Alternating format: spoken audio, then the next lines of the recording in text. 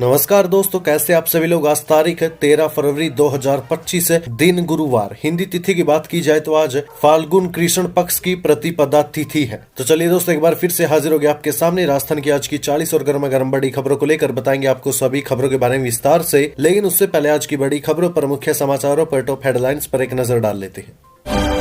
सचिन पायलट बोले, phone tapping अब हो या फिर पहले उसकी जांच हो, हर गलती सजा मांगती है। किरोड़ीलाल मीणा के पास सबूत है तो खुलासा करना चाहिए। वहीं किरोड़ीलाल मीणा बोले, मुझसे गलती हुई है, मैंने स्वीकारा, कार्रवाई क्या होगी सीएम या खर्रा नहीं बता सकते, भाजपा के नोटिस का दिया जवाब। इसी के साथ ही नरेश मीणा की जमानत पर सुनवाई पूरी, हाईकोर्ट ने निर्णय सुरक्षित रखा, उपचुनाव में तोड़फोड़ और आगजनी मामले में है आरोपी। वहीं दोस्तों, सुप्रीम कोर्ट बोला, चुनाव के वक्त फ्री बीज का ऐलान गलत है। केंद्र से कहा, ऐसा करके आप परजीवियों की जमात खड़ी कर रहे हैं, लोग काम नहीं करना चाहते। इसी के साथ ही प्रियंका गांधी बोली, नहीं पता वित्त मंत्री किस ग्रह पर रहती है। सीतारमण ने लोकसभा में कहा, मोदी सरकार की तुलना में यूपीए सरकार में ज्यादा महंगाई थी। वहीं दोस्तों, सुप्रीम कोर्ट बोला, कानून तोड़ने वाले कानून कैसे बना सकते हैं, अपराधी सरकारी नौकरी नहीं कर सकता तो दोषी नेता चुनाव कैसे लड़ सकता है। इसी के साथ ही सुप्रीम कोर्ट बोला, ईवीएम से डेटा डिलीट न करे चुनाव आयोग। कहा, हारा हुआ उम्मीदवार स्पष्टीकरण चाहे तो इंजीनियर को बताना होगा, छेड़छाड़ नहीं हुई। वहीं दोस्तों, एसआई भर्ती रद्द होगी या फिर नहीं, हाईकोर्ट में लगातार तीसरे दिन सुनवाई हुई। सरकार ने कहा, कोर्ट से छिपाई गई ये बात। इसी के साथ ही किरोड़ीलाल मीणा बोले, मेरे एनकाउंटर की तैयारी थी। किरोड़ीलाल मीणा के नए बयान से राजस्थान में आया नया सियासी बवंडर। बने रहिए दोस्तों, बताएंगे आपको प्रदेश की 40 बड़ी खबरों के बारे में विस्तार से। लेकिन उससे पहले, अगर अभी तक आपने चैनल को सब्सक्राइब नहीं किया तो सबसे पहले चैनल को सब्सक्राइब कर दे, वीडियो को लाइक कर दे और अपने कमेंट जरूर कर दीजिएगा।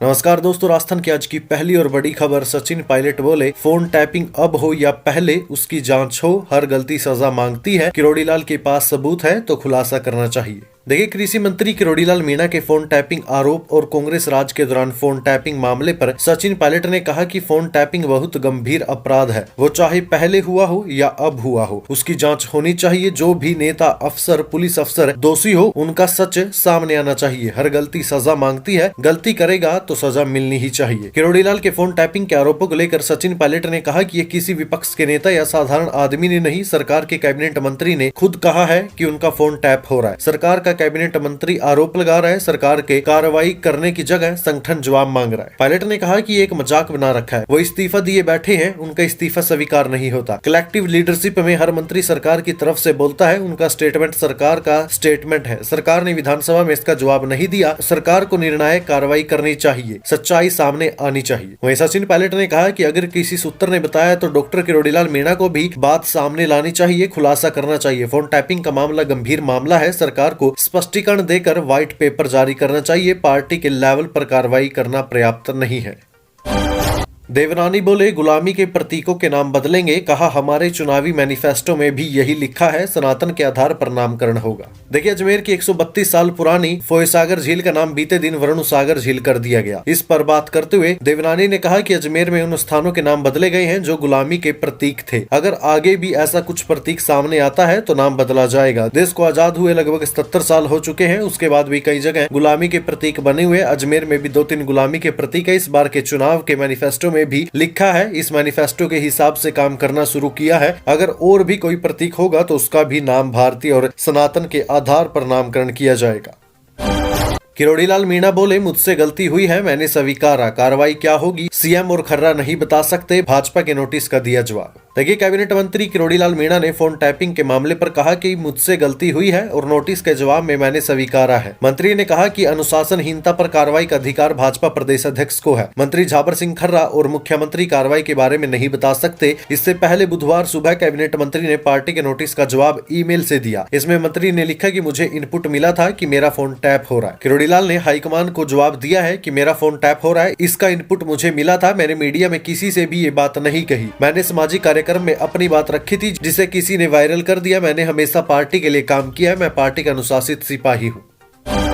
नरेश मीणा की जमानत पर सुनवाई पूरी, हाईकोर्ट ने निर्णय सुरक्षित रखा, उपचुनाव में तोड़फोड़ और आगजनी मामले में है आरोपी। देखिए, टोंक के समरावता में पिछले साल 13 नवंबर को हुई आगजनी और तोड़फोड़ की घटनाओं में आरोपी बनाए गए नरेश मीणा की जमानत पर सुनवाई बीते दिन दोपहर 2 बजे जयपुर हाईकोर्ट में पूरी हुई। लगभग 2 घंटे तक न्यायाधीश प्रवीण भटनागर ने दोनों पक्षों को सुना। करीब 3 बजे सुनवाई पूरी हुई। जमानत पर फैसला न्यायाधीश ने सुरक्षित रख लिया। हालांकि वे इस पर अपना फैसला कब सुनाएंगे ये नहीं बताया है, लेकिन संभावना है कि आज या कल में इस पर निर्णय सुना दिया जाएगा। नरेश मीणा की ओर से हाईकोर्ट में पैरवी एडवोकेट डॉक्टर महेश चंद शर्मा और लाखन सिंह मीणा ने की।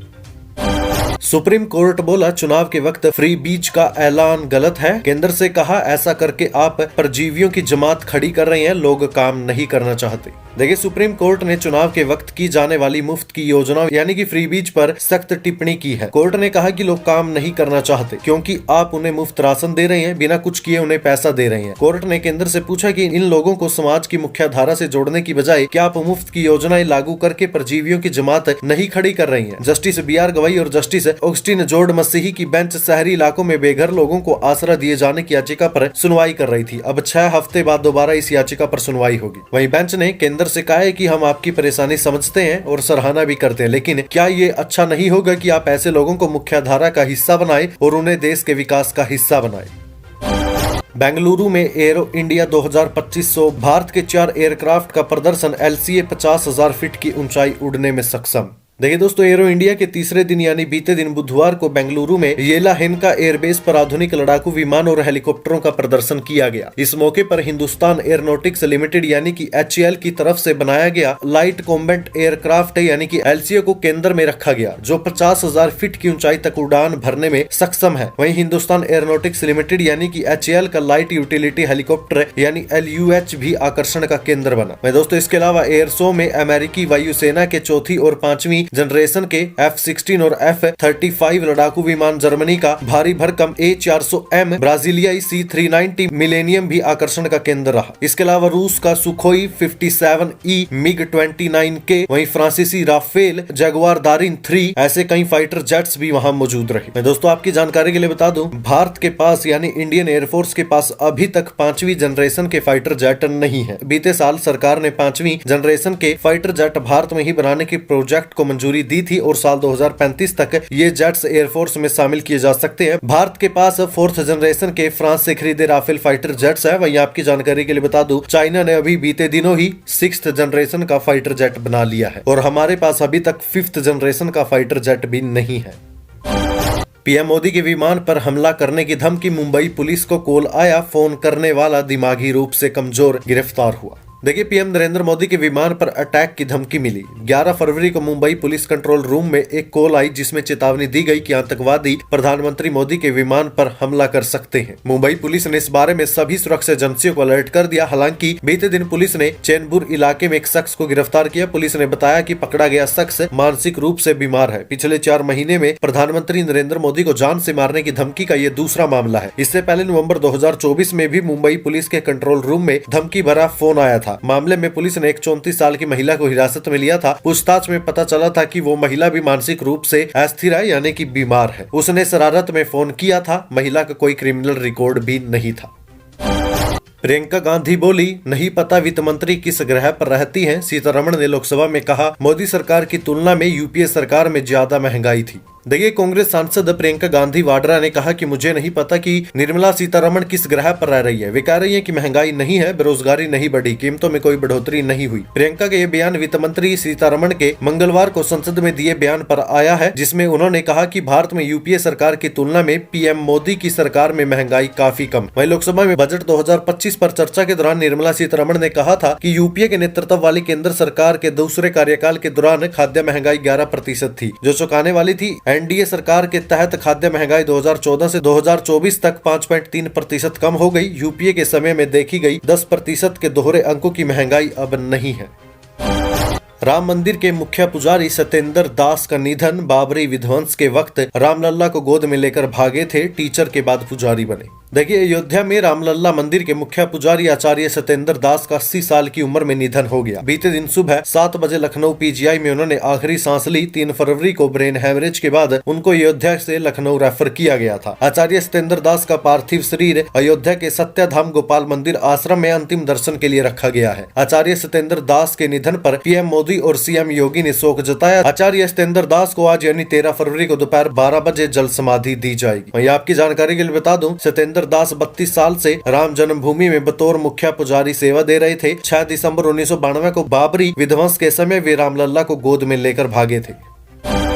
सुप्रीम कोर्ट बोला, कानून तोड़ने वाले कानून कैसे बना सकते, अपराधी सरकारी नौकरी नहीं कर सकता तो दोषी नेता चुनाव कैसे लड़ सकता है। देखिए दोस्तों, क्या दोषी सांसदों और विधायकों के चुनाव लड़ने पर हमेशा के लिए बैन लगना चाहिए? सुप्रीम कोर्ट इस मामले पर सुनवाई के लिए तैयार हो गया है। केंद्र सरकार और चुनाव आयोग से इस पर 3 हफ्ते में जवाब भी मांगा है। कोर्ट ने कहा कि अगर केंद्र सरकार और चुनाव आयोग तय समय में जवाब नहीं भी देते तो वे मामले को आगे बढ़ाएंगे। कोर्ट ने अगली सुनवाई 4 मार्च के लिए निर्धारित की है। कोर्ट ने कहा कि दोषी नेताओं पर केवल 6 साल तक चुनाव लड़ने पर प्रतिबंध लगाने का कोई औचित्य नहीं है। जस्टिस मनमोहन और दीपांकर दत्ता ने कहा कि अगर किसी सरकारी कर्मचारी को दोषी ठहराया जाता है तो वो जीवन भर के लिए सेवा से बाहर हो जाता है। फिर दोषी व्यक्ति संसद में कैसे लौट सकता है? कानून तोड़ने वाले कानून बनाने का काम कैसे कर सकते हैं? सुप्रीम कोर्ट ने कहा कि राजनीतिक अपराधीकरण एक बड़ा मुद्दा है और चुनाव आयोग को इस पर ध्यान देना चाहिए। हमें ये बताया जाना चाहिए कि जो व्यक्ति सरकारी सेवा में बने रहने के योग्य नहीं है वो मंत्री कैसे बन सकता है। वहीं दोस्तों, सुनवाई के दौरान निचली अदालतों और MP MLA कोर्ट में सुनवाई की रफ्तार धीमी होने पर सुप्रीम कोर्ट ने चिंता जताई है। जस्टिस मनमोहन ने कहा कि दिल्ली की निचली अदालतों में मैंने देखा है कि 1 या 2 मामले लगाए जाते और जज 11 बजे तक अपने चैम्बर में चले जाते हैं। वहीं एमिक्स से क्यूरे विजय हंसारिया ने सुप्रीम कोर्ट को बताया कि देश के दूसरे राज्यों में बार-बार सुनवाई टाल दी जाती और वजह भी नहीं बताई जाती। कोर्ट ने चिंता जताते हुए कहा कि बहुत से ऐसे राज्य हैं जहां अब तक MP MLA कोर्ट गठित नहीं की गई है। वहीं हंसारिया ने कोर्ट को सुझाव दिया कि क्या चुनाव आयोग ऐसे नियम नहीं बना सकता कि राजनीतिक पार्टी या गंभीर अपराध में सजा पाए गए लोगों को पार्टी पदाधिकारी नहीं नियुक्त कर सकती। सुप्रीम कोर्ट बोला, ईवीएम से डेटा डिलीट न करे चुनाव आयोग। कहा, हमारा उम्मीदवार स्पष्टीकरण चाहे तो इंजीनियर को बताना होगा, छेड़छाड़ नहीं हुई है। देखिए, सुप्रीम कोर्ट ने इलेक्ट्रॉनिक वोटिंग मशीनों यानी कि ईवीएम के वेरिफिकेशन के लिए पॉलिसी बनाने की मांग वाली एसोसिएशन फॉर डेमोक्रेटिक रिफॉर्म्स यानी कि ADR की याचिका पर सुनवाई की है। ADR ने याचिका में कहा कि ईवीएम के वेरिफिकेशन के लिए चुनाव आयोग की तरफ से बनाए गए स्टैंडर्ड ऑपरेटिंग प्रोसीजर यानी कि SOP सुप्रीम कोर्ट के अप्रैल 2024 में दिए गए फैसले से मेल नहीं खाते हैं। CJI संजीव खन्ना और जस्टिस दीपांकर दत्ता की बेंच ने चुनाव आयोग को निर्देश दिया कि सुनवाई की प्रक्रिया पूरी होने तक ईवीएम में कोई डेटा रिलोड न करे और न ही कोई डेटा डिलीट करे। CJI ने कहा कि ये कोई विरोध की स्थिति नहीं है। अगर हारने वाले उम्मीदवार को कोई स्पष्टीकरण चाहिए तो इंजीनियर ये स्पष्ट कर सकता है कि कोई छेड़छाड़ नहीं हुई है। सुप्रीम कोर्ट ने इलेक्शन कमीशन से ये भी कहा कि वेरिफिकेशन का कॉस्ट 40,000 रुपए बहुत ज्यादा है। कोर्ट ने इस कॉस्ट को कम करने का आदेश भी दिया। इलेक्शन कमीशन को अब सुप्रीम कोर्ट में ईवीएम की मेमोरी और माइक्रो कंट्रोलर डिलीट करने की पूरी प्रक्रिया की जानकारी देनी होगी। अगली सुनवाई 3 मार्च से शुरू होने वाले हफ्ते में होगी। पीएम मोदी बोले, भारत की सोलर एनर्जी कैपेसिटी 32 गुना बढ़ी। भारत दुनिया का तीसरा बड़ा solar energy producer. India energy week 2025 की शुरुआत। देखिए, पीएम नरेंद्र मोदी ने बताया कि पिछले 1 दशक में भारत की सोलर एनर्जी कैपेसिटी 32 गुना बढ़ी है। इससे भारत दुनिया का तीसरा सबसे बड़ा सोलर एनर्जी प्रोड्यूसर बन गया। पीएम मोदी ने 11 फरवरी को इंडिया एनर्जी वीक 2025 की शुरुआत की थी। पीएम ने कहा कि भारत अपनी ही नहीं दुनिया की ग्रोथ को भी ड्राइव कर रहा है और इसमें हमारे एनर्जी सेक्टर की बहुत बड़ी भूमिका है। हम अभी 19% इथेनॉल की ब्लेंडिंग कर रहे हैं। इससे फॉरेन करेंसी की बचत है, CO2 एमिशन में कमी और किसानों को डायरेक्ट फायदा हो रहा है। वहीं Bharat energy week exhibition global स्तर पर एनर्जी सेक्टर से जुड़े लोगों के लिए नया सेंटर बन गया है। यहाँ लाखों डॉलर का कारोबार होता है। एनर्जी सेक्टर में काम करने वाले 120 देशों के प्रोड्यूसर्स यहाँ अपने प्रोडक्ट और कॉन्सेप्ट शोकेस करते हैं, पार्टनरशिप करते हैं और इस सेक्टर के भविष्य और ग्रोथ पर चर्चा करते हैं। यहाँ दुनिया भर से 17,000 एनर्जी प्रोफेशनल, 700 से ज्यादा कंपनियां, 120 से ज्यादा देश, 6,000 से ज्यादा प्रतिनिधि, 500 से ज्यादा स्पीकर से शामिल हो रहे हैं। इसमें 95 से ज्यादा कॉन्फ्रेंस सेशन होंगे। SI भर्ती रद्द होगी या नहीं, हाईकोर्ट में लगातार तीसरे दिन सुनवाई हुई। सरकार ने कहा कोर्ट से छिपाई गई ये बात। देखिए, राजस्थान पुलिस में सब इंस्पेक्टर के पद पर 2021 में निकली भर्ती को रद्द किए जाने की मांग लंबे समय से उठ रही है। इस भर्ती परीक्षा में जमकर धांधली हुई थी, पेपर लीक भी हुआ था। मामले की जांच में जुटी एसओजी ने 52 ट्रेनी एसआई को गिरफ्तार किया है। इस मामले में आरपीएससी के सदस्य बाबूलाल कटारा, रामूराम राय का सहित कई बड़े पेपर लीक गिरोह के सरगना गिरफ्तार हो चुके हैं। इन आरोपों में घिरी एसआई भर्ती परीक्षा को रद्द किए जाने की मांग से जुड़ी याचिका पर राजस्थान हाईकोर्ट में लगातार सुनवाई हो रही है। वहीं एसआई भर्ती परीक्षा मामले में बीते दिन यानी तीसरे दिन भी हाईकोर्ट में सुनवाई हुई, जिसमें कई बड़ी बातें हुई हैं, जिनके बारे में अभी आपको बता देता हूं। कोर्ट ने पूछा कि आरपीएससी को कितनी शिकायतें मिली हैं। सरकार ने कहा याचिकाकर्ता सफल नहीं हुए, इसलिए याचिका दायर की। वहीं अतिरिक्त महाधिवक्ता विज्ञान साहा ने कहा कि याचिकाकर्ता में एसओजी के कर्मी भी शामिल हैं। कोर्ट से ये बात भी छिपाई गई। याचिकाकर्ता के वकील ने कहा कि ईओ और आरओ रद्द हुई तो एसआई भर्ती क्यों नहीं। मेरे इनकाउंटर की तैयारी थी, किरोड़ीलाल मीणा के बयान से राजस्थान में आया एक और नया सियासी बवंडर। देखिए, फोन टैपिंग को लेकर जारी पॉलिटिक्स के बीच किरोड़ीलाल मीणा के एक बयान से राजस्थान में एक बड़ा सियासी बवंडर आने वाला है। किरोड़ीलाल मीणा ने कहा कि मेरे इनकाउंटर की तैयारी थी। उस समय 2 विधायकों के इनकाउंटर के आदेश दिए गए थे। भैरव सिंह शेखावत ने हमें बुलाकर इस साजिश की जानकारी दी। किरोड़ीलाल मीणा के इस बयान पर कांग्रेस नेता सचिन पायलट ने तीखी प्रतिक्रिया दी है। पायलट ने कहा कि भाजपा ध्यान भटकाने के लिए इस तरह के बयान दे रही है। भाजपा को स्पष्ट करना चाहिए कि वो इस बयान से सहमत है या फिर नहीं। दरअसल बीजेपी विधायक गोपाल शर्मा ने कहा कि किरोड़ीलाल जी साधारण व्यक्ति नहीं है। कांग्रेस ने उनको पीट कर ऐसी स्थिति पैदा कर दी है कि वो करवट भी नहीं बदल सकते। किरोड़ीलाल जानते हैं, मैं भी गवाह हूं कि किरोड़ीलाल जी का तो कांग्रेस सरकार इनकाउंटर करना चाहती थी। मैं प्रमाण के साथ कह रहा हूं, इनकाउंटर करना चाहती थी। आप किरोड़ीलाल मीणा से पूछ लीजिए। वहीं गोपाल शर्मा के इस दावे पर खुद किरोड़ीलाल मीणा ने प्रतिक्रिया देते हुए एक बड़ा खुलासा किया है। डॉक्टर मीणा ने कहा कि गोपाल शर्मा ने सही कहा, मेरे इनकाउंटर की तैयारी थी। उस समय 2 विधायकों के इनकाउंटर के आदेश दिए गए थे। उसमें मैं महुआ से और हरीश शर्मा खानपुर से विधायक थे। उस दौरान जनता के मुद्दों को लेकर हम आंदोलन कर रहे थे। भैरव सिंह शेखावत ने हमें बुलाकर इस साजिश की जानकारी दी और डीआईजी सिक्योरिटी की चेतावनी भी दी थी। उन्होंने जल्दी ही इस मामले में प्रेस कॉन्फ्रेंस करने की घोषणा भी की है। समान पात्रता परीक्षा ग्रेजुएशन लेवल का रिजल्ट जारी। 8,78,000 अभ्यर्थी हुए पात्र। 11 भर्ती एग्जाम में शामिल हो सकेंगे कैंडिडेट। देखिए, राजस्थान कर्मचारी चयन बोर्ड ने बीते दिन समान पात्रता परीक्षा यानी कि सीईटी ग्रेजुएशन लेवल का रिजल्ट जारी कर दिया। इसमें 40% से ज्यादा अंक वाले 8,78,059 अभ्यर्थी पात्र घोषित किए गए हैं। ये अभ्यर्थी भविष्य में होने वाली ग्रेजुएशन लेवल की 11 भर्ती परीक्षाओं में सीईटी के स्कोर के आधार पर आवेदन कर सकेंगे। अभ्यर्थी राजस्थान कर्मचारी चयन बोर्ड की ऑफिशियल वेबसाइट पर जाकर अपना रिजल्ट चेक कर सकते हैं। वहीं कर्मचारी चयन बोर्ड के अध्यक्ष आलोक राज ने बताया कि बोर्ड ने सीईटी ग्रेजुएशन लेवल का रिजल्ट जारी कर दिया है। वहीं सीईटी सेकेंडरी लेवल का रिजल्ट भी अंतिम दौर में है, जिसे इस महीने के आखिरी सप्ताह तक जारी करने की प्लानिंग है। एलवीसी यादव को जयपुर पुलिस देगी नोटिस। राजस्थान के पूर्व मंत्री के बेटे से भी होगी पूछताछ। खाचरियावास बोले, बेटे का दोस्त मेरे से मिलने आता है। देखिए, बिग बॉस ओटीटी सीजन 2 के विनर और यूट्यूबर एल्विस यादव की मुश्किलें बढ़ती जा रही है। एल्विस के खिलाफ मामला दर्ज होने के बाद अब जयपुर पुलिस नोटिस जारी करने की तैयारी कर रही है। वहीं इस मामले में अब पूर्व मंत्री प्रताप सिंह खाचरियावास के बेटे कृष्ण वर्धन सिंह खाचरियावास का भी नाम सामने आया। जयपुर विजिट के दौरान 10 फरवरी को एल्विस यादव ने एक वीडियो शेयर की थी। वीडियो में पुलिस एस्कॉर्ट करती नजर आ रही थी। एस्कॉर्ट के साथ एल्विस यादव के घूमने पर Jaipur police commissioner Biju George Joseph का मंगलवार को एक बयान आया था। पुलिस अफसरों ने एस्कॉर्ट देने जैसी किसी भी बात से साफ इनकार कर दिया था। वहीं इधर पुलिस की कार्रवाई के बाद इस मामले में अब पूर्व मंत्री खाचरियावास का भी बयान सामने आया। उन्होंने एल्विस यादव का बचाव किया है और इस मामले को काफी छोटा बताया है।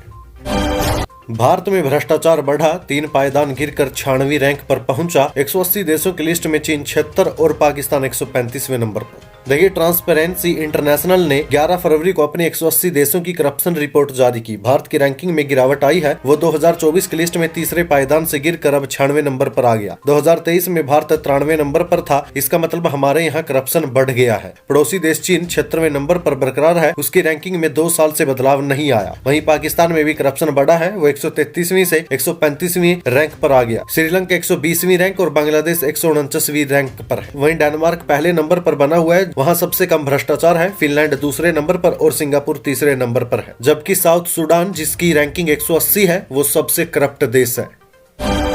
अजमेर में बाल्टियों और गिलास लेकर डीजल लूटने पहुंचे ग्रामीण। 1 घंटे रुका रहा ट्रैफिक। 29,000 लीटर का टैंकर जयपुर आते समय पलटा। देखिए, अजमेर हाईवे पर 29,000 लीटर डीजल से भरा टैंकर कार को बचाने के चक्कर में पलट गया। जयपुर जा रहे टैंकर के पलटने से तेल का रिसाव होने लगा। मौके पर मौजूद ग्रामीणों ने हाईवे अथॉरिटी और पुलिस को सूचना दी। इसके बाद फायर ब्रिगेड को बुलाया गया। ग्रामीणों को जैसे ही डीजल का टैंकर पलटने की सूचना मिली, सभी हाईवे की ओर दौड़े और बाल्टी और गिलासों में डीजल भरकर ले जाने लगे। पुलिस ने जाब्ता लगाकर उन्हें भगाया। इस दौरान करीब 1 घंटे तक ट्रैफिक रोका गया और लगभग 1.5 घंटे बाद 2 क्रेन की मदद से टैंकर को सीधा किया गया। मामला अजमेर के सिविल लाइन थाना इलाके के लाडपुरा गांव के नजदीक नेशनल हाईवे 8 का बीते दिन दोपहर 11:45 का है।